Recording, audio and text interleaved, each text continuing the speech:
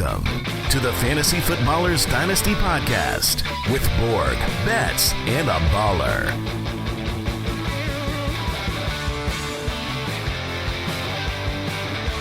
Welcome in. It's post-NFL draft on the Fantasy Footballers Dynasty Podcast. It's a full house today. I'm Kyle Morganoni, and I'm joined by Matthew Betz, Mike Wright, and Jason Moore. Got the whole team today because it's a big day. The draft has happened. This is our time to shine. The Dino Squad had to assemble. The first ever four-man Dynasty show today on the show.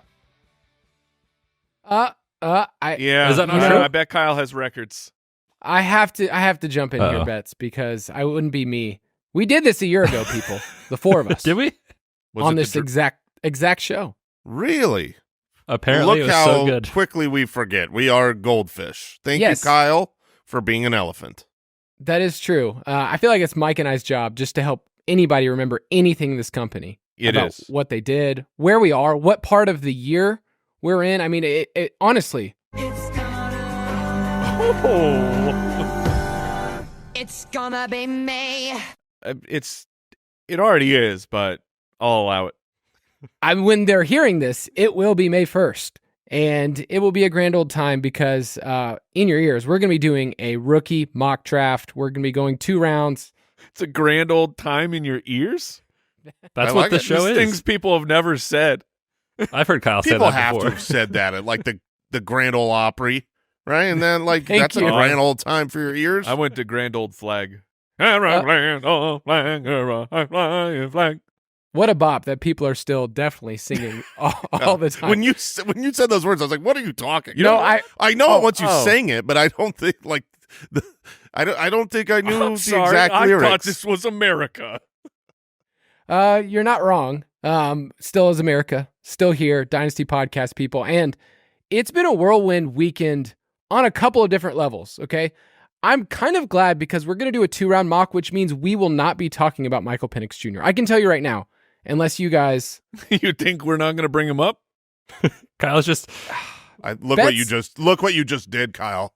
Betz hasn't gotten to bring up anything to us. I mean, I know the guys have gotten to talk about it on the main show. Mike and I gave our reactions on the DFS and betting podcast. I've been destroyed on social media. So, Betz, you want to give your quick Falcons take? It's the same as everyone. I mean, peek behind the curtain for those that don't know. We talked about it a little bit on DFS and betting that, I was going to miss this past week's show. I had a procedure Thursday, like kind of as the NFL draft was happening.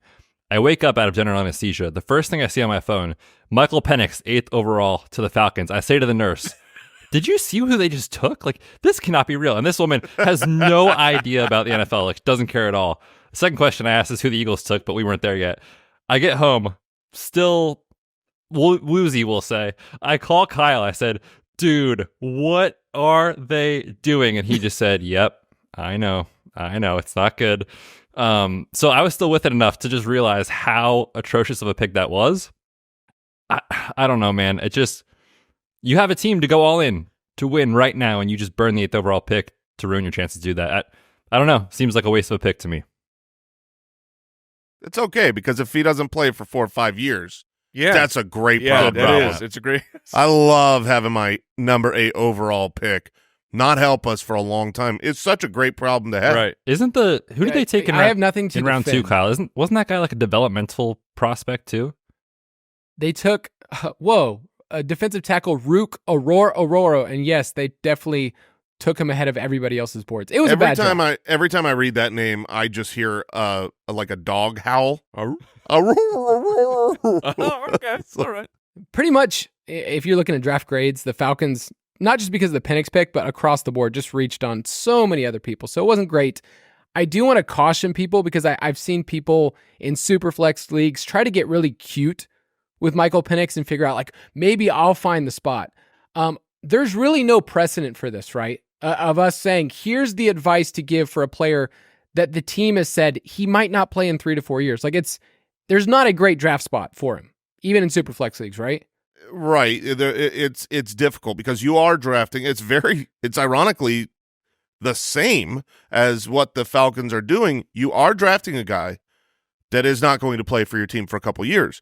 So you have to imagine And it's not that it's a bad pick. This is the number 8 overall pick who's coming into a good team with good young weapons, right? Bijan should stick around. Kyle Pitts should stick around. Drake London should stick around. He'll have weapons to throw the ball to. So at some point he'll be very relevant. But what you are doing essentially, barring an injury, which, hey, if Kirk Cousins, who's coming back already off an Achilles, gets injured and can't play, then it'll be great. But barring that, outlier situation, you are essentially saying, I'm going to trade this pick for my 2026 first. Like, I'm trading away my whatever pick I'm taking him this year for a pick 2 years later, and then that can start helping my roster. It is you have to factor in time into dynasty leagues. I would disagree a bit. Like, I think that it's super flex is what I'm talking about. Like, in super flex, every backup quarterback should be on a roster. And if there is a higher level backup with ability and an unknown ceiling at this moment, I still think that player should be drafted. He's just going to sit on your bench like a lot of backups, but it's like the number 8 overall pick or more of these 4th round, 5th round wide receivers. I'll stash the QB in Superflex. Let me give you some context. I'm in the middle of a Superflex rookie mock draft with Falcons fans. Okay, so these are like the people, and right now we're in the middle of the second round, and he's still sitting on the board, and I don't see anybody saying I need to trade up for him. So right now it looks like he's going to go back at the second round, maybe third round in a super flex. Now, in one quarterback leagues, he's going undrafted, but should he be picked up immediately in a one quarterback draft? Yeah, yes. Probably. We were looking at that in leagues we're in. He's going to be on waivers, and yeah, I don't want to spend my first or second round pick when I can get someone who could help me this year or next year. But he's the number 8 overall pick. They invested in him. He's going to be a relevant fantasy asset for some decent period of time. That will happen. And so, yeah, you've got just know you have trash on your dynasty roster. I don't care who you are. I don't care. You're listening. You play a dynasty. You've got trash bags at the end of your roster. You just got to. I mean, I know you can't cut that guy, but yeah, we've been over that. At some point, you got to let him go. It's like Jordan Love, where people wanted to compare the situation, which the NFL draft situation of Jordan Love versus Penix is monumentally different, in my opinion. For this, though, like back when Jordan Love was definitely drafted in Superflex leagues. I'll draft Michael Penix right around like the back of the second, the beginning of the third. Honestly, I'd rather grab him in a draft slot there over these running backs where you're like, yeah, I know it never works, but what if it Could works? work for me. Yeah, I agree. The day 3 running backs. Yeah. If you're looking at day 3 running backs versus Penix in a super flex, I'll take Penix. Yes. He fits comfortably on a taxi squad. Like, that's what a taxi squad was made for. Just put him there. Don't have to do anything. He's going to fit in great with the crew there of guys that you want to remember. It is a funny week in Dynasty. We've seen this in our Dynasty leagues, but it's just a massive roster dump of just people to make room for rookie picks. I mean, just everybody that you thought maybe had a semblance of a chance. Yeah. Just a massive dump. So anyway. And that's really a tip for everyone listening. At the end of your rookie drafts, go hard at the waiver wires. Pick up the rookies, all of the middling guys that are 3-4 years into their career that haven't hit. You're better off taking a shot at the rookie, and they probably won't work either, but you've got a shotgun it. Pick up 4, 5, 6 of those guys and turn your roster over every year. It's much more valuable because if one of them ends up becoming Puka Nacua, it changes your roster. The other 5 garbage veterans that you're basically never going to start anyways, they don't help you. They won't help you. We just had a massive update to the UDK Plus. Our Dynasty Pass got a full overhaul. You guys worked through the rookie rankings this weekend. Really didn't sleep at all. Jason, you even started statting out teams like a wild man, but a lot of updates right now. UDKplus.com. Anything ballers you guys want to mention? Because it was a team effort for us to be able to have everything updated. Rookie mock drafts, rookie rankings, risers and fallers, everything. It's better than it's ever been, and it will continue to be. We're always upgrading it. We're making newer features as often as we can. Things are getting out earlier. If you're playing best ball, now our UDK Plus is going to have best ball rankings out earlier. We're not waiting all the way until June. That hasn't been announced anywhere other than this, but that's happening. Get on it, boys. Do these guys know that? They know it, yes. Right? You I two just do found know out. that? Huh? We did have that I literally conversation. just found You out. had a little conversation. Well, I'm telling you, you're finding out, but it's happening. it. So get to work. We make our team work so hard for you, Foot Clan. So yeah, UDKplus.com. It's a tool that if you're playing Dynasty, you want it. You do. I'm never ashamed. It's nice. I'm never ashamed. Like it's a paid product, and we sell it. And obviously, like I would love for you to buy it but I'm never ashamed to sell it because like I could not imagine playing Dynasty without having a resource like that. Like that is I use it like in every single draft that I'm in. So it's a good tool. It'll legit help you. One of the resources we have in there is the team opportunity, which Betz and I walk through all 32 teams. And it kind of leads us to a quick question. Before our mock draft, I want us to talk about a sneaky veteran winner from the draft because there are teams that didn't address the position and you can kind of forget what the depth chart situation was like. So, Betz, give me a veteran sneaky winner. Yeah, I'll throw out Saints wide receiver Rashid Shaheed. Obviously, Chris Olave is the alpha there, but you look at what they did in the draft. The only pass catcher they added was fifth rounder. What an incredible name, by the way. This is Bub Means. I think he's out of Pitt. Yeah. Oh, dude, what a Bub name. Means. He's the only addition really in the draft. And then you look at what they did in free agency. Pretty much like Cedric Wilson is kind of the quote unquote highlight of who they added as a pass catcher, which means it is Chris Olave and Rashid Shaheed there. Now, they do have A.T. Perry as a developmental prospect from last year. He had a couple nice moments, but Rashid Shaheed is such a fun player for Dynasty where you play in like a double flex league, 3 wide receivers and a flex kind of thing. Like Rashid Shaheed can crack your starting lineup in Dynasty where he can give you these massive spike weeks. And I think this year they're going to come more often than they did last year, especially considering Michael Thomas is now officially out the door. And yeah, he missed a bunch of time last year as kind of has been the case, but he was kind of a hindrance in the first 6 weeks or so last year before he left. But now it's Rashid Shaheed and Chris Olave. Let's hope Derek Carr can throw the ball downfield. I'll jump in because mine is also a secondary wide receiver. The Dallas Cowboys did not address the running back in the draft, whether by choice or they were kind of forced into it when their lovely Jonathan Brooks went to a different team. So and then they brought in Zeke, which that's a whole other conversation to have. But Zeke is, to me, not solving the running back room. It's just adding more bodies to it, a guy who can take some carries. So the real winners there seems like the pass catchers for the Dallas Cowboys. CeeDee Lamb is elite. He's the top of the top. However, Brandin Cooks was like when the Dak Prescott ran happened, Brandin Cooks was on pace for almost 11 touchdowns in that time period after the bye week. Like this is a guy he feels kind of like veteran bench waiver fodder, but he is not. You'll be able to play Brandin Cooks multiple times this season, and I think he got just a small little pinch on the butt cheeks there. Yeah, I'll hop in because mine originally was going to be Zeke as a sneaky veteran winner. Well, he is a sneaky veteran winner. He went from absolute nothingness, like you can't play him, to all of a sudden he's a guy I'm statting out, and I'm looking at him and Rico Dowdle. Rico Dowdle's the better player. But Rico Dowdle's going to be the backup. That's what's going to happen here for this team.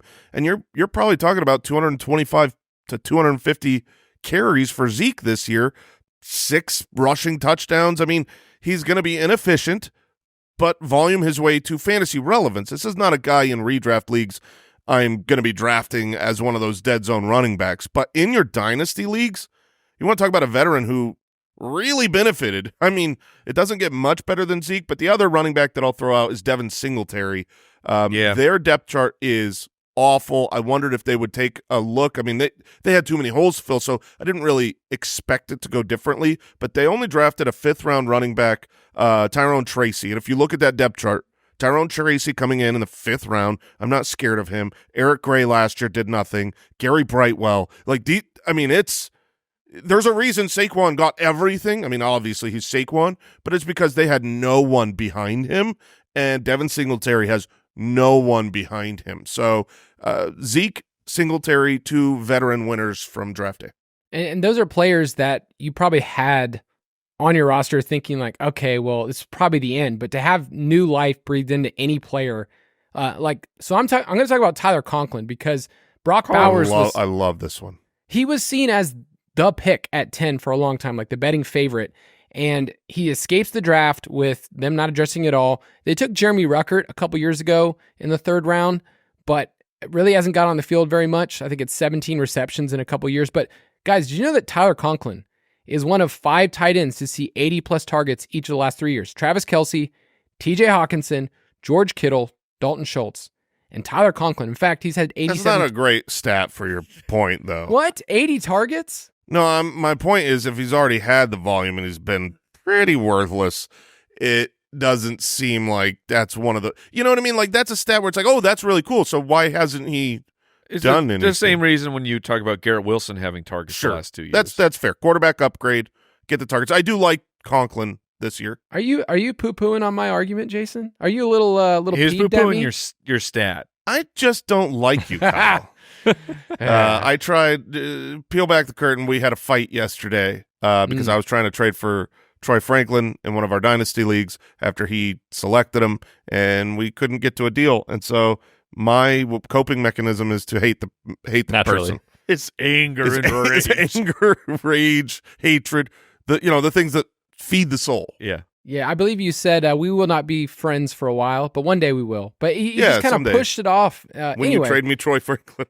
Tyler Conklin has the 6th highest cap hit on the Jets, which is kind of wild. Like $9 million is kind of a big deal. He's making more than Sauce Gardner or Garrett Wilson. We all make mistakes.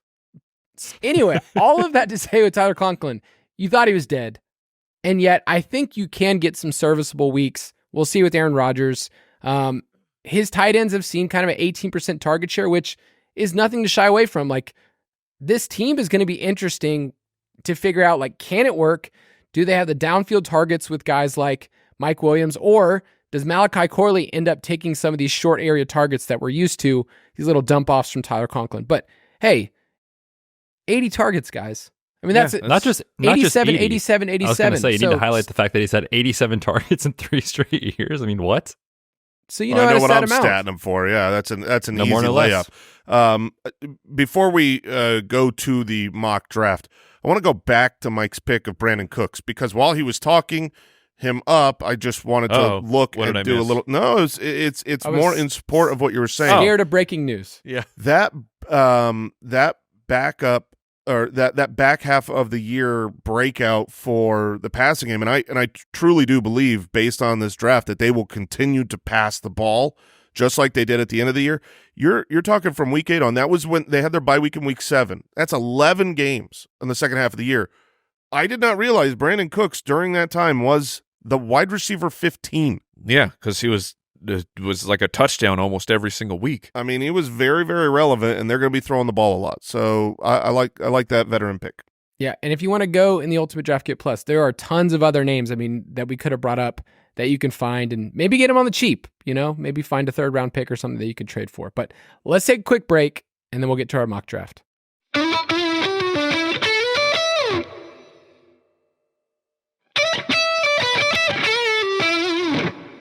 Before we get into this, you two ballers, you haven't done much drafting. Your teams in the main league are good.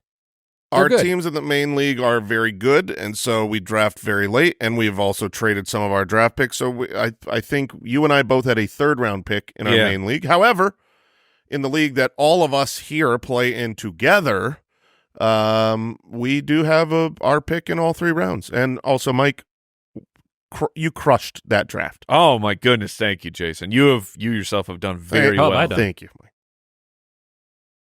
I don't pay attention to other people. I have 0 picks. The champs kind of in this year's draft. You're not the champs. You are not the champs. Remember that. Well, we're the champs of the league. No one cares. The lifelong champs, the most championships, the reign, the title. We're still sitting in the castle at the top of the mountain. It was 3 in a row, Kyle, in a dynasty league. Yeah, so people care. It's hard to look down at those draft picks. Like you're ants down there. So that's kind of where our team is. We're just way up there. So All right. Yeah, continue. That's enough. Let's mock draft. The Fantasy Footballers Mock Draft. We will be going 2 rounds. This is a 1 quarterback draft. We also will be having a Superflex one that I am participating with in the Riders. That'll be out on the site. So we have Superflex rankings. We have every single ranking that you want. But the order is going to be Jason, Betz, Mike, and then myself. We'll kind of walk through these picks. And I think for this exercise, especially, I realize I gave you the first 3 picks. And I'm pretty sure we all know who the first 3 picks are going to be. Whoa. Pump the brakes. Give me a range of outcomes for these players in year 1. That's Okay. kind of what I'm looking for. Because, Jason, you started statting out. Let's give some people some expectation of maybe what year 1 could entail. So, Jason, you're up first. Yeah, I'll take Marvin Harrison. This is a single quarterback league. Marvin Harrison should be the 101 in 100% of leagues, in my opinion. He is the most talented player in the draft. He also goes to the best position a wide receiver could go to, where he goes in as the 1, like Malik Neighbors does, but goes in with a quarterback, like Odunze does. So he's got all 3 parts, the talent, the opportunity, and the quarterback all together. So he's the clear 101. His range of outcomes from a redraft perspective, his rookie year range of outcomes to me is wide receiver 24 at the lowest end. I can't see him dropping outside of a wide receiver 2. He's going to have 25% market share, I believe, year 1 from Kyler. He'll cross the 1,000 yards. It's a matter of touchdowns. I think his upside, if he is as elite as, some of the other best rookie wide receivers we've seen when Jamar Chase came in, Puka this last year, Justin Jefferson, I don't think you can really cap him, like, if everything hits, much lower than like wide receiver 5. That's what I had too. If he ends up, with 10 touchdowns, he'll be up there. So that's kind of the range of I think the most likely outcome for him is going to be in that like 12 to 15 range for rookie year. It's funny because I saw the interview with his dad, and his dad brought up like, hey, I want him to beg for the ball. So that's like my only, if I had any like thing in the back of my head that's more narrative based, is like, come on, man, I want you just to come in there and say, I'm the dude. We're not throwing a Greg Dortch every other play. So I was really fortunate to get him at the 103 in a super flex league. Ooh. Where, and I have Kyler, so I have the stack, and I am feeling great. That's fun. Congrats. I know. Betsy, you're up. First off, how dare you say anything negative about Greg Dortch, who is good at the game? At the 1.02, What a Dortch. I'm going to take Malik Neighbors, which I think is chalk for almost every draft I've been in. Obviously the production profile is there, the draft capital is there. The landing spot for year 1 is not ideal with quarterback question marks, whether it's Daniel Jones' health and or on-field performance or Drew Lock. But you look at the depth chart and they have no one. We just talked about it with Devin Singletary at the running back position. The pass catching position is just as bad, if not worse. And now is it confirmed that Darren Waller is retiring? Not that it really matters. It's not official. But it's not confirmed, but everyone knows he's retiring. Okay. So it's like, but regardless, he's fallen off year after year over the last 3 or 4 years. It's his team now at this point. So range of outcomes is Daniel Jones is healthier than people project, and he plays better than he has in the past, and he's a top 24 option. This team could also be a dumpster fire and it be wildly inefficient, and he's kind of like a wide receiver 36 type of guy for you, where he's not a huge difference maker, but he shows you enough in year 1 that you're like, man, I'm excited about this guy in year 2. I'm trying to figure out, just looking through first round picks over the last, decade or so. And the landing spot is something that we've kind of said, like, doesn't matter as much. If you're going to see, like, how many targets are we going to project from 120, something like that or more? Like, I feel like it's really hard for me to see a scenario, apart from injury, where he's not seeing that same 25% plus, because this team has nobody commanding targets. They had nobody over 21% last year. So when you see that type of target share, you end up kind of being in that top 24 range for year 1. It's really hard for me to see a scenario where he's not, unless he has a fluky touchdown season. So the floor is so high that in year 1, and you see his athleticism, that it's only going to be good. So Neighbors, I have nothing negative to say. Third pick. Bold. That's good work, Kyle. Thank you. All right, at the number 3, it is shockingly Rome Odunze. He goes to it. Jason, I loved it. Like the setting up the 3-prong approach, like that. Marvin Harrison is the only one of these 3 who has all 3 day one, where Rome has 2 of them because he has the talent / draft capital. He's got the quarterback, but that's still TBD. That is still an assumption. He was the 101, but it is still an assumption that Caleb Williams will translate to the NFL. But he is the wide receiver 3 for the time being, because these are not just like solidified veterans on his team. These are guys who are proven number 1s already in DJ Moore and Keenan Allen. So it's like the upside case for Rome, assuming everyone is there most of the year, like Keenan and DJ. What can he really top in year 1? Can he surpass 750 yards? Yeah, that's going to be tough. I think if he has a good rookie season for fantasy, it's going to just so happen to be like he became the touchdown guy. Right. Yeah, you get the big body guy around the goal line. So he's like 750 and 7 or something like that. Yeah, so he does not project to be a year 1 real difference maker like the first 2 wide receivers. And I've seen some people not take him at 3 because of that fear. A lot of people want to group him in with JSN, where it was like a great, highly touted prospect who goes to a team behind 2 really, really good wide receivers. Right. I think there is some parts of that's fair, because this is a good, highly touted wide receiver going to be absolutely behind 2 other really, really good wide receivers. The biggest difference, though, to me in longevity is that, 1, you have a much higher ceiling for the quarterback pairing, and 2, Keenan Allen really does project to be a 1-year rental. They didn't extend him when they traded for him. He's a complete unrestricted free agent at the end of this year. He's not the type of guy that would ever get a franchise tag. So that means essentially we're going to know they're either going to extend him, but they haven't, and I doubt they do. I would imagine Odunze gets to step up into that number 2, maybe even that number 1 role as early as the following season. And he was pick number 9, where JSN, no matter how much us nerds loved him, he still fell into the 20s. Now, there's a lot of variables that change when a wide receiver is going to get picked, but as the NFL told us with their actions that a bunch of teams bypassed JSN, and the Bears did not bypass Rome Odunze on their second go-round. And we've seen time and time again when rookie ball thrower and rookie ball receiver are drafted together, there's something special about that. We're human beings. They're going to go to rookie camp together. They're going to be boys. They're going to be boys. They're going to be best friends because they're living this life and this dream tied to each other, the way that Tank Dell did last year with C.J. Stroud. And these guys were both top 10 picks. They literally went to the draft together before they were teammates. So this is greater sign JSN for sure. Yep. It's like when AJ Green said, Andy Dalton and I, we're going to be boys. We're going to be hanging out together all the time. So when you get to the 4th pick, I think we all would say there's a tier break here of feeling super comfortable. And we got this question all over Discord of like, okay, do I trade out of this spot? And obviously it's team dependent, but I really think you could go 2 or 3 different directions here, and it's okay. There's nothing wrong with it. I think... Which means, to interject, which means to me, if you could trade back a couple spots and pick something up, I'm 100% fine with that. Yes. If someone else says, I know who the dude is at 4, like I'm positive this guy's going to be a superstar, because 4 could absolutely be a superstar. I'm not positive on any of these guys. There's a lot of guys I like there.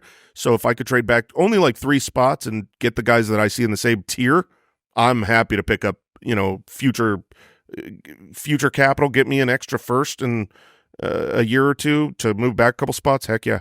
I have no problem if someone has running back needs. They want to take Jonathan Brooks. I think Xavier Worthy is the pick that I would make, just team to, not thinking about team, because I've come around to feeling more comfortable with him as not just a Hollywood with his speed.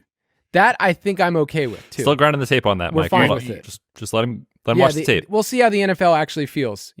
if they're just how they're going to use him. But what I like most about Worthy before the combine, before any of that stuff, was the early breakout age and the fact that he's used at all different levels of the field. It's not just, he's not Hollywood. Like, that's what's so interesting about this landing spot is like, you have he's a guy. Not McCole Hardman either. Right. He's kind of been used everywhere, and he was successful at all those levels of the field. Now, weight concerns are valid, but the landing spot, the situation, and his production profile says I think he's worth this 104, 105 range. Agreed. Yeah, that would be my pick at the 104 as well. There are so many comparisons. Everyone wants to be like, okay, well, look at the other fastest players. They didn't work. Look at the other really light players. There's only outliers that work, but sometimes human beings are outliers. Xavier Worthy is an outlier in the sense that he's the fastest person to ever play, and he's going to a situation where this team knows how to use the players, how to get the most out of them if they're good. Now, Sky Moore wasn't good. Sky Moore came from a small program. Sky Moore was a second-round pick. McCole Hardman was a second-round pick with no production in his collegiate profile. He was shocking. Like, everyone was baffled when they took McCole Hardman, and it was, you got to jump in the time machine and remember, at that point of the offseason, no one knew if Tyreek Hill would take another snap in the NFL. And honestly, us in the Dynasty community and the Kansas City Chiefs, they pushed their chips on the side of erroring that they thought Tyreek would never play again. So they got backed into a corner. We need some speed. This is not backed into a corner. They moved up in the first round.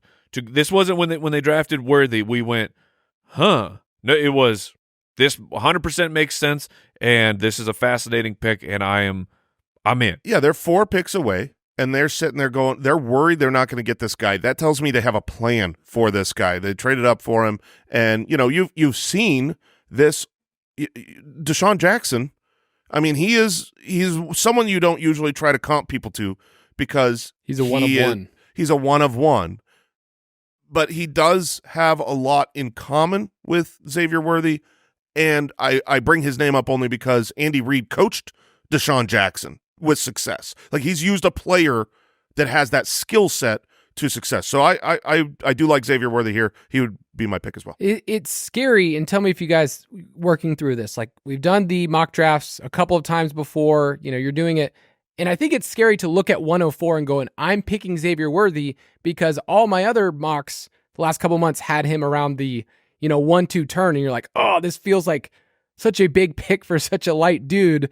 I know it's more mental, but it's so different. So Jason, you're at 105. Yeah, 105, there's a group of guys I see very similar that I like the prospect and I see the path that it could work. And there's plenty of yellow flags and problems as well.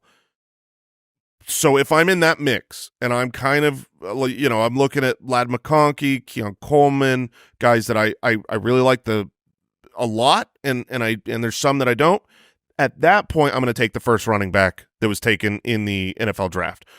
Jonathan Brooks, you assumed going into the draft, his line was 56.5.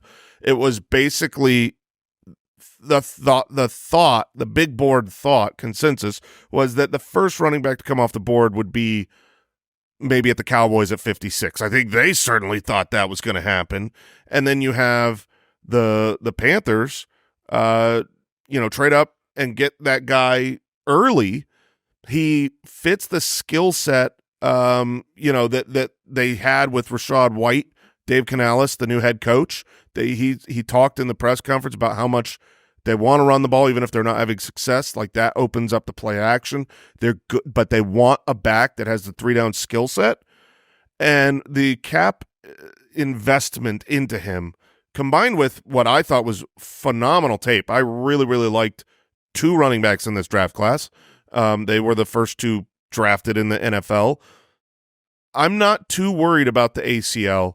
I do think they'll bring him along a little slower, but to get the first running back off your Dynasty rookie drafts, who is also the first in the NFL draft, who I like and will get volume, I'm going to take it. If you're looking at it too beyond this year with Jonathan Brooks, I was looking at some of this stuff with the team opportunity charts and everything. I mean, it's Jonathan Brooks next year under contract.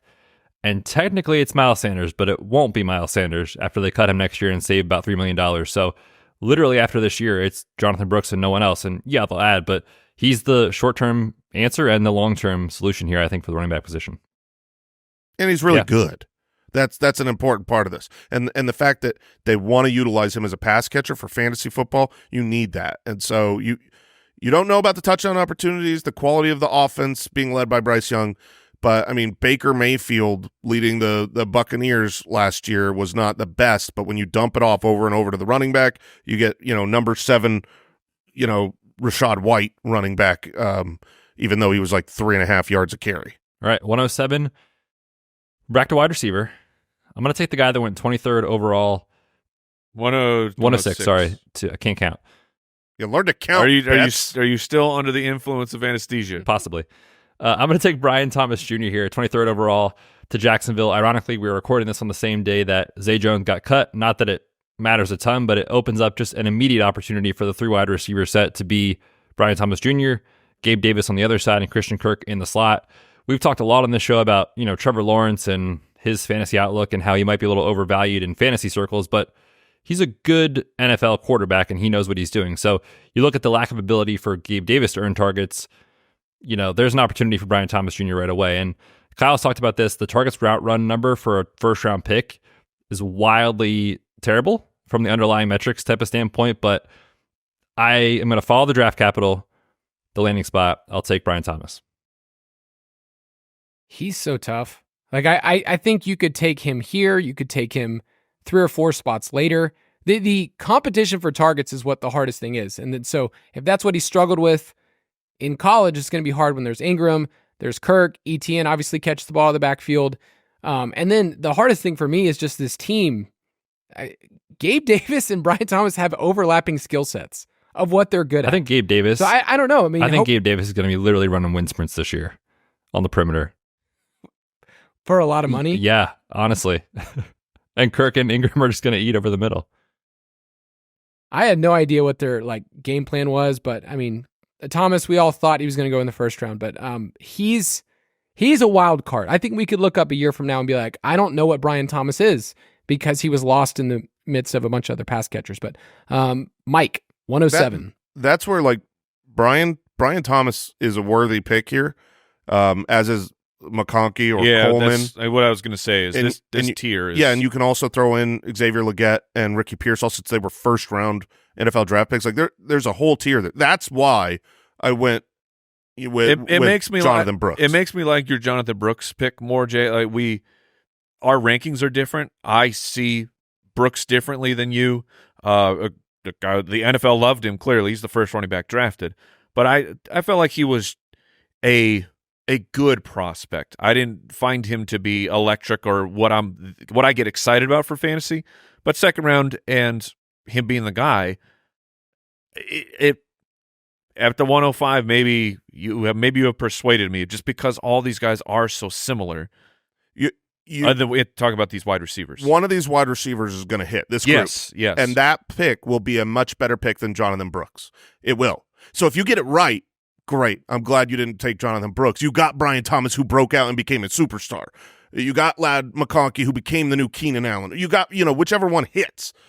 But Jonathan Brooks's path to failing seems much smaller I can agree than the with path that. to failing of this group of wide receivers. So for me, it's very, very tough to go between Keon Coleman and Ladd McConkey. Both went to ideal spots. Both of their draft capital is extremely similar. Both have franchise quarterbacks throwing them the ball. Both have opportunity. I mean, the parallels between these two guys, and on top of that, both of them, their production profiles are not great. They are not what you want out of guys who are going in the second round. When I scouted, I thought Ladd McConkey was the more pro-ready player, but the Keon Coleman highlights are... Talk about press conferences. Oh, that was so good. Well, yeah. Look at his press conference did make me like him more as a person, getting snacks, talking about budget shopping his coat. Like, this dude is speaking my language right now. I'm all about them deals. But Keon Coleman's highlights are like these are jaw-dropping highlights. And when Jason and I, we were on the clock in Dino Jr. of picking between these two guys. I have Coleman higher in my rankings. Jason has Ladd McConkey higher in his rankings. And it was just walking through the range of outcomes. Unfortunately, you're following what the team has done recently. So it's like, Ladd McConkey, what are his chances of becoming the next Keenan Allen for this team? And it's like, well, archetype, he fits that. He's a sharp route runner. He seems like a really smart guy destroys zone. Destroys it because he recognizes it and he sits down and just is a smart wide receiver. So his opportunity to replace that archetype for this team, which we know Justin Herbert loves, and then versus Keon Coleman, can Keon Coleman become Stephon Diggs? I don't think so. And it's like the path is almost, he probably replaces Gabe Davis, who was simply a tantalizing tease of what could be great for fantasy football. It just never was. It never was in his entire career, here or there. So we ended up going with Ladd McConkey. I'm just trying to give a really laid out explanation. These two guys, it's really, really difficult. I'm going to take, in this draft, though, I'll go the upside. I will shoot for Keon Coleman. Yeah, and to be fair to your rankings, in that league, you said you would go Coleman over Ladd there as well. I'm the manager of the team. You're the co-manager, so I overruled you and went Ladd, but is very, very close. Yeah, I'm in complete agreement. I have the next pick of I was just going to take whoever's there because I think if you're looking for somebody that just have a high floor, if you're in a full PPR league, you can see the route where you get, 80% of Keenan Allen or whatever it is, you'd be happy with that down the road. And he's a Georgia boy. So I think I would be very happy with that. Keon Coleman, it terrifies me if I'm using my first round pick. But if you're going to shoot for the moon, then the ceiling clearly is there. But I had the same feeling. Did they replace Gabe Davis with Gabe Davis? Because that is, Keon Coleman can be so unbelievably good. You watch a game and you're like, wow, this guy's dominant. He is going to work in the NFL. And then you can't watch the games. You can't watch like, oh, what about the games where he disappeared? Because it's like, he's not there. It's just like games where he just disappears. And you go, how is it this good? And he just isn't consistent at all. And that is very Gabe Davis. Yep. I mean, Gabe Davis is like, I'm going to get 3 touchdowns, 200 yards, and I'm going to take 3 weeks off. Yeah, because he accumulated his stats. Yeah. All right, am I on the clock then? You picked up Ladd? Yeah, Correct. We're going to take a quick break. Oh. And then I want you to think about it, Jason. You think about this long and hard because Troy Franklin is available. The whole break, available. I'm going to think about it.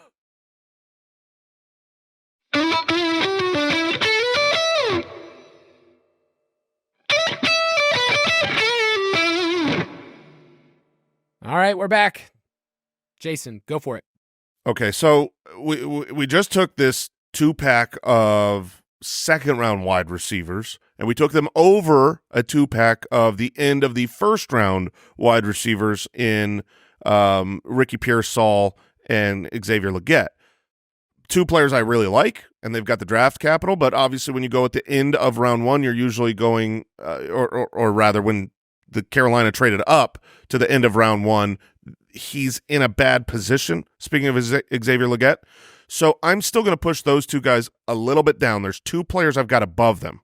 For all the reasons I took Jonathan Brooks, it's very, very similar to me for Trey Benson, who was my actual RB1 in the draft process. That was the guy I liked the most from just a film perspective. I know, Mike, you were in agreement with me there. Yep. We're Cardinals fans. He goes to the Cardinals. The actual the running backs under contract next year are Trey Benson, and that's it.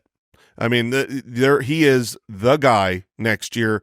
There is no money. It's not like, oh, there's a dead cap situation where they're going to cut James Conner. No, Conner's not even under contract, and they just spent a round 2 pick, a day 2 pick on Trey Benson. So I like Trey Benson here a lot. It's between him and actually Caleb Williams, because I'm just trying to. I want no Brock.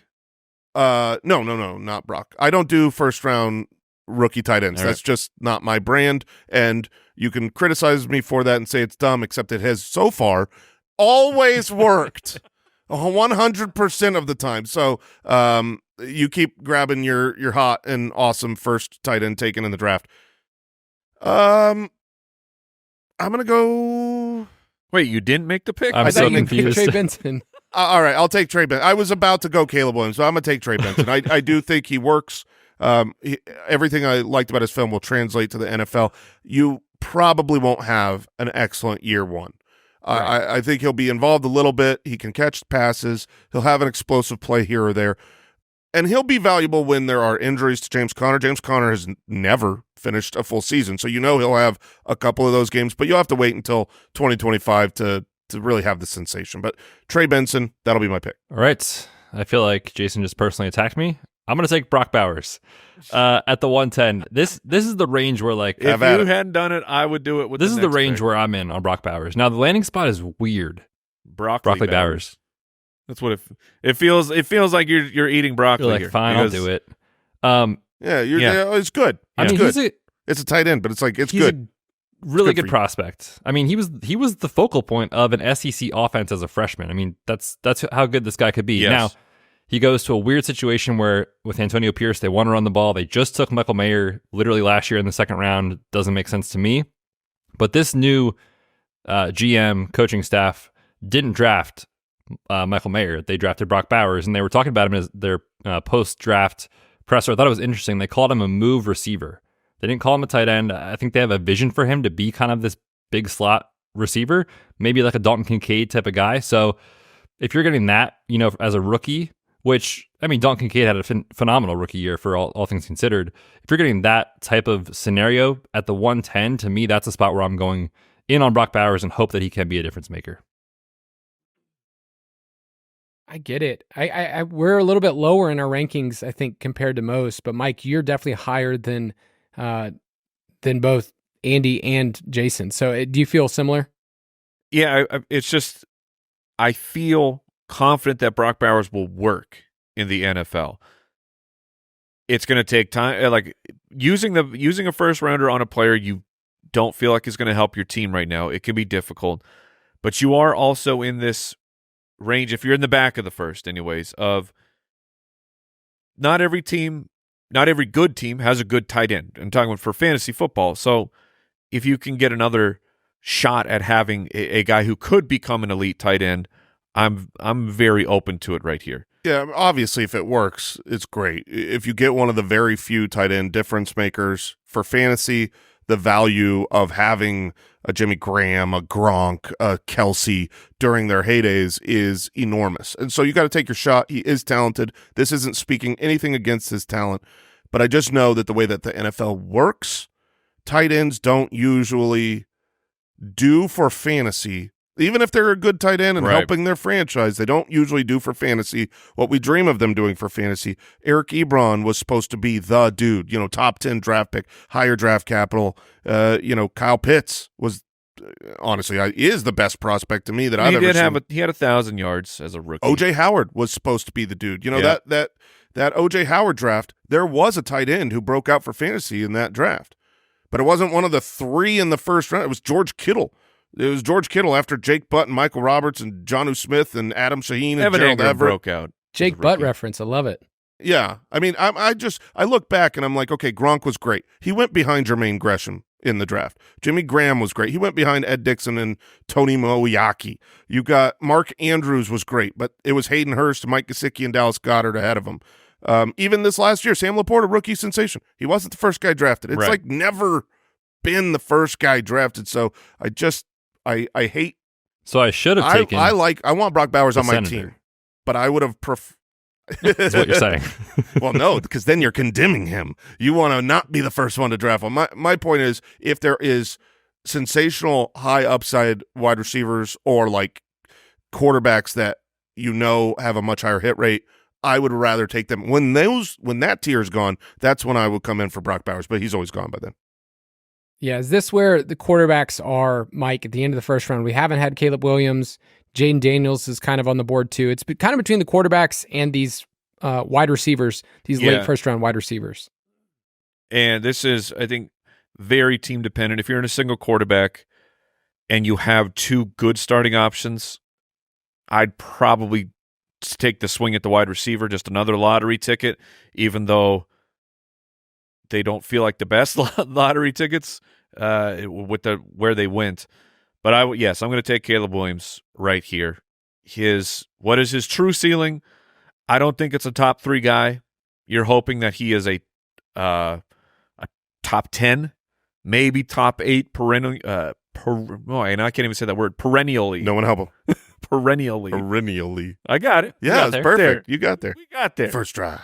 I'll take Caleb right there.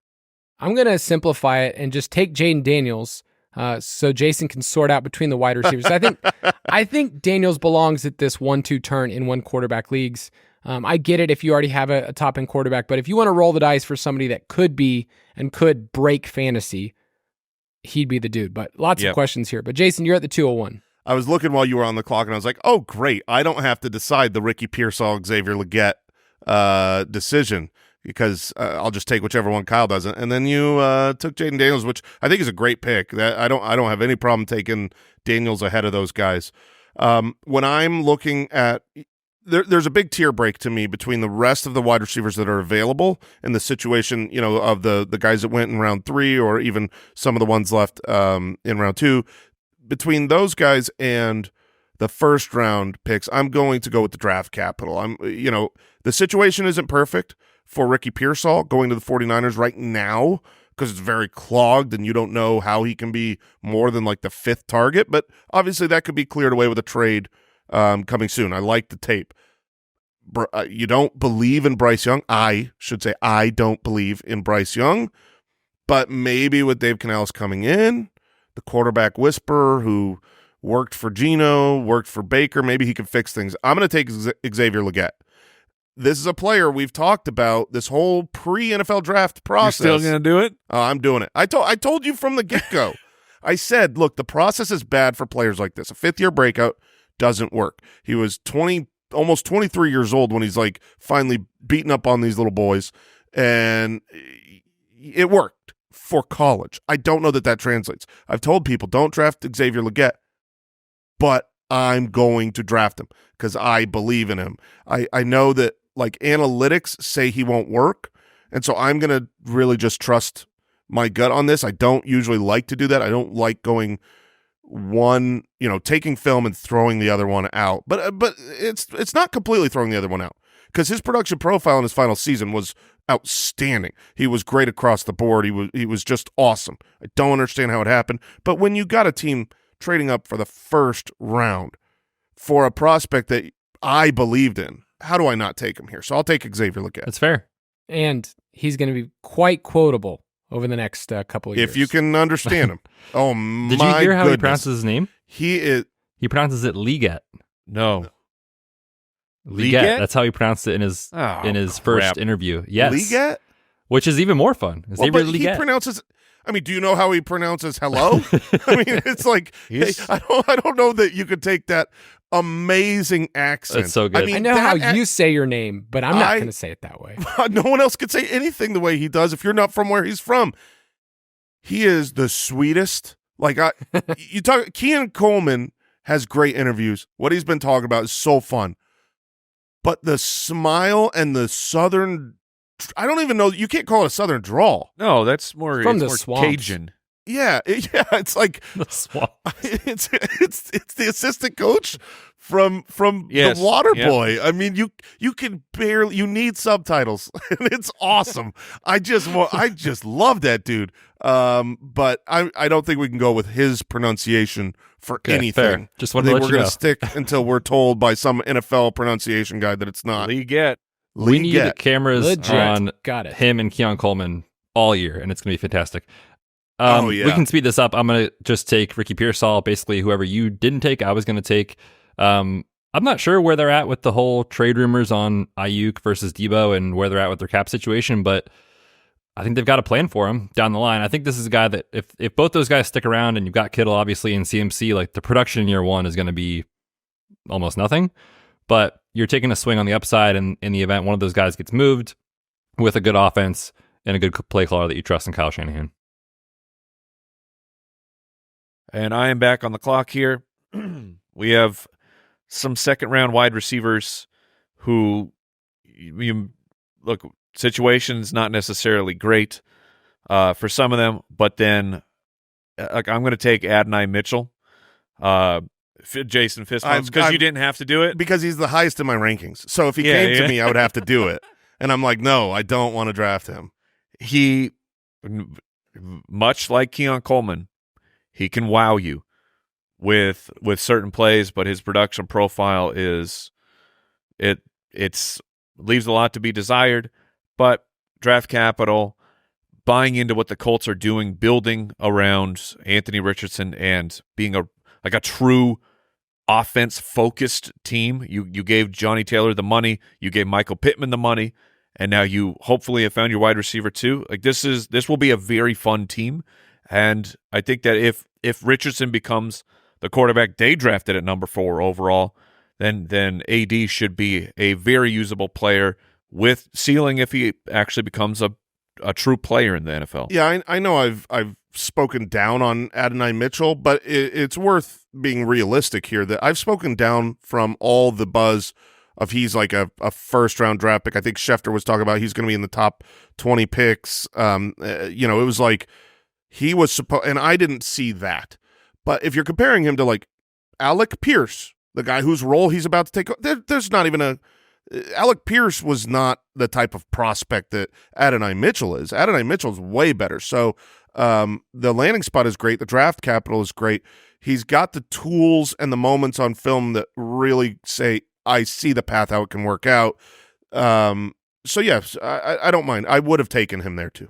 And for the fact that being bullish on Anthony Richardson, like kind of like just colliding those two things together, like if Richardson hits, then he can bring Mitchell along with him, and we'll see where this offense can go. But yeah, I mean, the Colts did a great job, by the way, in their draft. They just sat there and took the best edge rusher, in the draft, like a logical team.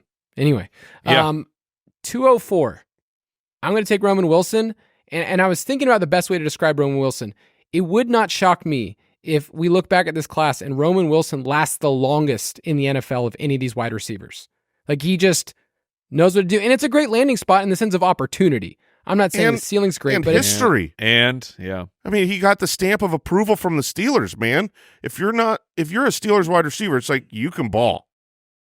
At least on the Steelers. Off of the Steelers, maybe not so much. No, not at all. But 18% of the targets are gone with Deontay Johnson. I think he's going to slide into an every down role that we will be talking about him this year at some point in redraft as like, oh, you can flex this guy. I love Roman Wilson. I love that pick. Mike and I just drafted him in our league. I comp him quite a lot to different play style necessarily, but Ladd McConkey and him are guys that I just know are going to work in the NFL. He's going to be able to get open and catch everything you throw his way. And so it's like that'll work. I don't know for fantasy purposes, if he's really going to become a sensational superstar, but he'll have a long career. Completely agree with you. But that's an end of a tier break for me at wide receiver. You got Jalen Polk and Jermaine Burton and some of these guys, my Troy Franklin love. Mm-hmm. But that's a big gap down. So that's where I'm going to, when I get to the guys where I'm like not as sure are going to hit, and I'm just trying to play when I make picks, I'm usually playing the percentage chance this isn't a bust. That's what matters the most to me. So I'm going to take J.J. McCarthy. Because I think he's going to be relevant. He's got great weapons. He basically was drafted into the best situation I can remember any quarterback ever being drafted into, with high-end draft capital, and he's mobile enough where he can add a little bit on the ground. So I will draft J.J. McCarthy. I love that pick. In the Dino Junior League we're all in, he went at the 212, which I took him there, and I felt great. Felt so great. Yeah, this offense was letting Nick Mullins. Much good for higher. Me, huh? They were letting Nick Mullins chuck it like 40 times last year. So we're going to find out, I think, pretty quickly if like the Michigan stuff was just their offense, and that's kind of how he's viewed, because I do think he can play, and obviously the landing spot's awesome. I was going to take him with this pick if Jason did not take him, so I will take the other quarterback in Drake Maye. I definitely have concerns about year one in that offense with that skill group or lack thereof, but this is a guy that can run around the goal line. He throws deep. I know that there's some mechanical issues people have talked about, but in general, when you're looking at a guy that can throw deep and run around the goal line, that sounds like a pretty good bet in fantasy. So we'll see year one. I don't think it's going to be great, but obviously I'm a big fan of the talent. And we talked about that a lot on the show. I struggle with J.J. McCarthy over Drake May. I think it's J.J. Like if you want to take Drake May over J.J. McCarthy, great. The Minnesota Vikings, the team that has J.J. McCarthy, they thought that Drake May was 2 first rounds better. Allegedly. Yeah, I can't believe that information. It's not really allegedly because got out. Everybody knew that they were trying to trade up to the 3. Like that, they got calls. They were trying to trade up for the 3. And then all of a sudden they don't trade up anymore once Drake May was gone. And then it leaked that they were offering both of their first this year and their first next year. So it's alleged. It's alleged, but I believe it. I believe it wholeheartedly because allegedly, but it's true. I mean, yeah, it's been alleged based on what happened. You can't put it on the internet if it's not true, right? Like if it's on the internet, it's true. So, anyways, I do believe that maybe we don't know the details. Maybe it was not first, maybe it was a third next year. Maybe it was something different. But essentially, they believe Drake May was better than J.J. McCarthy because they were trying to trade up to 3, and then they stopped trying to trade up and let McCarthy fall to them. So it's interesting. All right, next I'm up. You are up. So next at the 207, now I have a very strong battle between draft capital and what I think is the better situation, and maybe this player fell. I'm between Jalen Polk, who was the other wide receiver one of the other, but the second wide receiver drafted for who played with Michael Penix, and he went to the Patriots, 37th overall. Jay, you just talked about you like rookie quarterbacks coming in with rookie wide receivers, as do I. The team, like the Patriots with their actions, are saying this is what we hope to be the future. And we'll see. Like it could be. It's great that they're coming in at the same time. Meanwhile, Jermaine Burton went to the Cincinnati Bengals, who are about to have a job opening in just a year. You know that me and Betz have kind of been talking about Burton on and off all off season long of just like keep an eye on this guy. You got several scouts who I like their opinions, and they've all said like Burton's actually one of the better talents in the NFL. Dude might have a pretty off the field, like his attitude. I don't know, but this is what has been reported, that he kind of has a little bit of an attitude problem, and that may have caused him to drop in the NFL draft. But the dude had an an average depth of target of over 20 yards last year for Alabama. And now he gets to go play with Joe Burrow. The situation is so tantalizing. It's a year away once T. Higgins is gone. If T. Higgins is gone, that's also, you got to build in that bit of a risk. But I think he'll be gone. I'm so curious which one of these two guys I'm going Jermaine Burton. Okay. Great pick, all Mike. Right. Yeah. The heart wants what the heart wants, and I get it. That's a home run pick right there. I mean, come on. What a pick. Kyle loves it. Thank you. It is fun when you're yoked together with somebody else for a pick that you're like, we're riding, we're going for this pick, and we're going down if it doesn't delete work. This. Delete this if Jermaine Burton doesn't work in a year. Yeah. I know that I believe in this player. I don't know if Jason still believes in this player, but I will be taking Troy Franklin once again ahead of Jason because you just twist the knife, Kyle. I would have taken him the pick before. I don't know if Jason feels that way, but Troy Franklin was taken in the 4th round. Denver Broncos gets to, it's giddy up with his boy Bo Nix. We'll see, Franklin guys. over Jalen Polk is it's blowing my mind, guys. It's blowing my mind. He is over Polk for me, and I do understand what you're talking about. You're talking about a 2-round difference, right? Yes. The draft capital. I get that. To be, the 37th pick overall in the 2nd round versus dropping to the 4th round, it is a massive deal. And so I don't blame anyone that would want to take Jalen Polk over Troy Franklin. But Polk is going into a situation that's pretty muddy. He's not the only rookie wide receiver coming into that situation. And so, both those players are going in with rookie quarterbacks, right?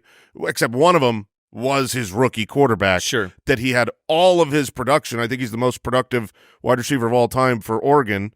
And so he gets that quarterback wide receiver combo from college. So it's an extra bonus. And, the way that he was talked about as that Z wide receiver from Peyton in the post press conferences, the fact that he was the guy that when they left to go to that day 3, they had, they looked at like, he's like, there's always 6 or 7 guys that are just like, wow, how are they here? People are going to be trading up for them. And that guy, being Troy Franklin, was all alone 2 rounds ahead. He was a 2nd-round grade for the Broncos. And so they knew they had to get him. And so they traded up to get him, to pair him with Bo Nix. They saw a ton of him because they were scouting Bo Nix. He came to Bo Nix's workout with the Broncos. So they have a lot of familiarity with him. His production profile is awesome. I believe in the talent, and the situation is good. So I would take Troy Franklin, but I don't blame anyone for taking Polk over him. Polk has the better draft capital and the better quarterback. Yes. So I will take Polk here. Here's also something that I'm still figuring out the best way to explain this is, yes, he got day 3 draft capital, but when you look at the buckets of what the Broncos had to work with, they didn't have a 2nd-round pick. They took somebody at 76, so they had not a ton of draft capital. So to them, taking somebody here at 102, right at the very beginning of the 4th round, like, it sounds like they would have taken him in the end of the 3rd round if they had the draft capital to be able to do it. So it's just one of those things where it's like, I get it. It's a different day. But if he went at pick 94 at 102, we would feel completely different about this conversation. And it's only a couple of picks different. And this is what the team had to work with. So I'm throwing that out as this is a different bucket. But because it is a completely different day, we treat it so differently than 5 picks before. Right. And that's just my thoughts. Before Betz picks, I'm going to jump in and say it is very like this is just a mock draft. It's possible that your drafts went very different than they are going for us right now. The wide, because we're not drafting now based on our team needs. Like that's not factoring in at all. And both rookie drafts that I've been in have seen running backs go in the 2nd round, and we haven't even brought up a single running back name other than the top 2 guys who, as we should not have, and as you should not do. Rookie running backs that are drafted a little bit later, they're always pushed way up, way up, because everyone has needs. Once these wide receivers are gone, once the tiers of like highly drafted wide receivers or great situations are gone, absolutely grab them. And there are still a couple day 2 running backs left. Maybe we'll take them here. But usually, you're right, Mike. Like in the actual live drafts I've been in, they're early. They're 7, 8, 9 picks ago. Right. Like we got Leggett in a draft at 207 because people were taking running backs and they were just so desperate to take Corum or, take Jalen Wright or whoever. I do think this is Marshawn Lloyd territory at the end of the 2nd round. I don't know if you feel that way, but Jason, you're taking Jalen Polk? Yes. Like the leftover? Okay. That is my final pick of this draft, I believe. It is Marshawn Lloyd territory, but it's also the Senator territory, Kyle. Ben Sinnott off the board. Sorry, Mike. I should have left him for you. I am the Senate. The tight end 1 in this class. We just talked about, coming in with the rookie quarterback. He's coming in with the rookie quarterback in Jaden Daniels. The only name on the depth chart ahead of him that he has to jump is 39 or whatever he is. Not really. Zach Ertz, catch and fall down type of guy. Whoa, Cole Turner has something to say Kyle, about Nasty that. Boy last year didn't work out. I'm actually really excited about this landing spot with Ben Sinnott. So 210, I will take the Senator. Same. You're a dog. The Senator. You would have taken him? Probably, yeah. Because, look, I mean, I also have a brand and a reputation to protect, and it's somehow the off season for me has become just surrounding the Senator. But the off season with the Senator, stocks are going up, guys. Like the value is up. The market is finally correcting to the greatness that has been Sinnott. So I have one more pick. It is a testament to your scouting, because we're not scouts and we don't pretend to be scouts, but we do scout and we have for a decade. And so, but Ben Sinnott was, on like the big boards, he was like the tight end 6, 7, 8, right, more often than being someone high. And he was your tight end 2 from the get go. Like you just loved him. And then appreciate that. The NFL's like, yeah, he's our tight end 2 as well. We love him. They bought the Dynasty pass. The NFL did actually. So that's how they found out. I was gonna make the joke of like, if someone from the Washington scouting department listens to this show and we have influenced his draft capital, even better. When we did the tight end preview show, it's a tough show to do because a lot of these guys are not going to translate. The draft order is going to look different. Like Tip Raymond was the third tight end drafted, and we talked about him briefly, but didn't go through it. Because that dude's going to block for the true tight end one. He's like 271. But anyway, it's great to see tight ends be able to get drafted. And we have another one to actually work with in Dynasty. All right, Mike, 211. So here is where I'm going to take a running back. I think the choice between Corum and Marshawn Lloyd is a difficult one. The situations they're backups, but the situations moving forward, there is a clear path. For Marshawn Lloyd, does Josh Jacobs have it anymore? Because last year, he did not.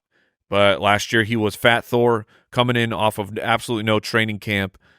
Is he more motivated to prove to the Green Bay Packers that he is worth the money, and he wants to keep collecting big checks from the team? The way that the contract is, the team can essentially get out after year one for not a high penalty, and maybe they turn it over to Marshawn Lloyd. Blake Corum, the Rams, and Sean McVay, they are just true fantasy gods in bestowing us mortals with true fantasy running back goodness. But they giveth and they taketh and they replaceth their running back very frequently. So could it end up being Blake Corum sooner than later? We're talking like maybe this year, maybe next year. So which path is the path forward? So I'm going to go. I will take Blake Corum here. It's really, really tough. Marshawn Lloyd might even be higher in my rankings, but it's how do I feel when I wake up between Corum and Marshawn Lloyd? And the touchdowns are incredible. If he becomes the guy, that's my tiebreaker. If Corum becomes the guy for the Rams, he's going to be awesome.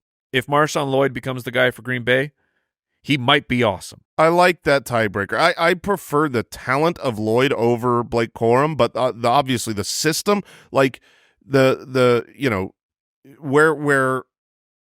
McVay always employs one guy who he wants someone on the field all the time as much as possible, and no matter who it's been, they've been successful for fantasy. Whereas Green Bay, they always talk about. I mean, even when they were talking about Marshawn Lloyd, his reasoning was, well, you know me, I believe we need a multiple back system. Like that's his actual, he wants to split reps between backs. So I like that. I haven't thought about it like that. I've got Marshawn Lloyd above Blake Corum in my rankings because of my belief in the players themselves. Yeah, that's very fair. But I'm switching it. I'm going to switch it because I think that's now I need to go check my rankings. I think that is right. I mean, they're back to back. They're right. It's really close between each of them, but you're right. And also, Kyren Williams, he's under contract for this season and next season.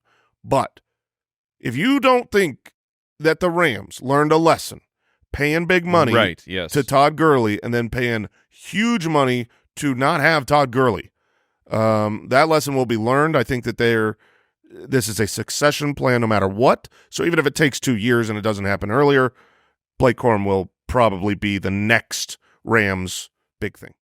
Yep, I'll finish it out and keep it simple with Lloyd. We took him in a league as a insurance policy for Josh Jacobs. So I think that's smart. I thought it was a savvy move. Yep.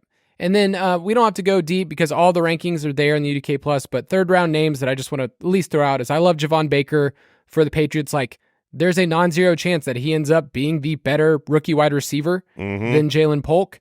Malachi Corley is also interesting, especially, Lazard and Mike Williams, like they can move on after this year. Any quick third round names you just want to throw out, name only? I think Ray Davis is interesting as well as. I love Ray Davis. I do. Running back for Buffalo. Yeah, running back for Buffalo. Look, Buffalo likes heavier, older running backs at the goal line. Yeah, and so they drafted him. It's their favorite. They drafted an old, heavy running back. So it's great. And Isaac Guerrero is a good stash. Yeah. Maybe probably fourth round.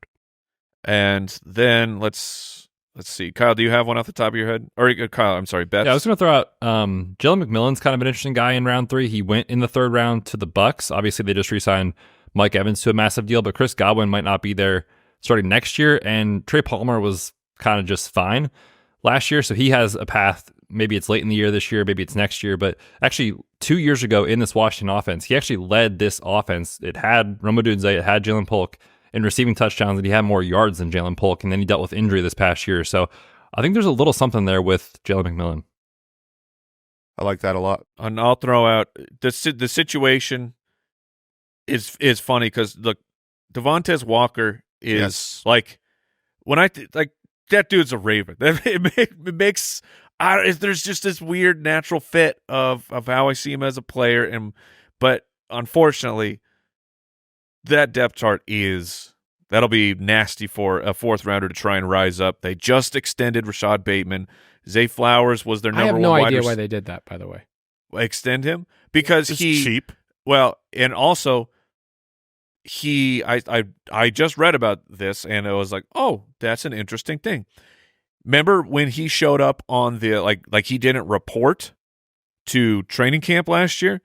Something happened where like it messed up the tolling of his contract, like the accrued seasons that he has. At least this was what I was reading in a tweet. So that didn't verify. Probably should have verified this before I was talking about it on the podcast. But I think that may have something to do with it.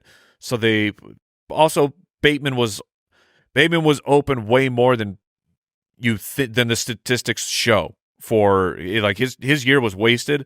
But on film, there were many times where I saw Rashad Bateman open that Lamar just didn't find him. But anyway, the point being that depth chart is clogged, but I think that Tez Walker is a good player. I don't think it's that. I don't think it's as clogged as you think. I mean, you're talking about and Mark Andrews as well. Odell Beckham was there and had targets and is gone, and obviously now he's just got to beat Nelson Aguilar.